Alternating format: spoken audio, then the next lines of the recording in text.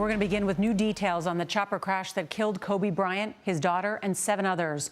The coroner says the remains of all 9 victims have been recovered.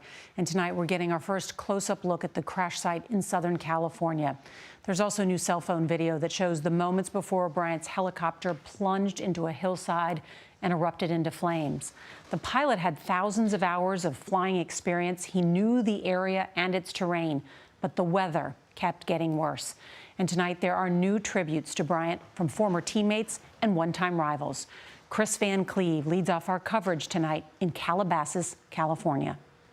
New video appears to show Kobe Bryant's helicopter circling just minutes before the crash that killed all 9 aboard. The NTSB used a helicopter today to airlift key pieces of wreckage out of the rugged hillside crash site while investigators hunted for smaller items. Investigators are poring over pilot Ara Zabayan's history and helicopter maintenance records. Preliminary flight data shows the trip started normally. About 15 minutes later, the pilot began to circle. The weather was getting worse as he waited 12 minutes for air traffic control to clear him onward. About 9:40, flying below the clouds, Zabayan asked controllers to track him on radar, but he was too low. 4 minutes later, radioing, he was climbing to go above the layer of clouds. Flying now in potentially blinding fog, he reached 2,300 feet before turning left. In its final 12 seconds, the helicopter began to dive, falling at nearly 5,000 feet per minute. The last recorded speed, about 184 miles an hour. NBA star LeBron James spoke to Bryant earlier that morning. In an Instagram post, James wrote he was heartbroken and devastated and promised to continue Kobe's legacy.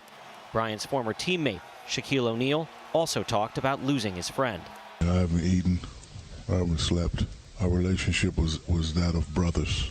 An outpouring of grief for all of the victims, including baseball coach John Altobelli, his wife and daughter.